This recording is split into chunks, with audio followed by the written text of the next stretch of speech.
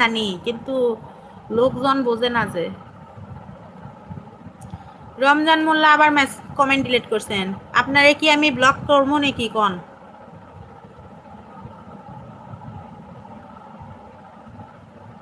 গতকাল একটা কমেন্ট করেছিলাম, খুব কষ্ট পেয়েছিলে, মনে আছে? আসলে আমি যেগুলো কন্টেন্ট বানাই আপনারা মনে করেন যে আমি কষ্ট পাইছি, ছ্যাঁকা খাসি, কেউ হামাক ছেড়ে চলে গেছে, কারো এত বড় সাধ্য নাই যে হামাক ছেড়ে চলে যায়, ঠিক আছে? আমি সেই ধরনের মানুষ লয় যে মানুষ হামাক ছেড়ে ছেড়ে চলে যাবি।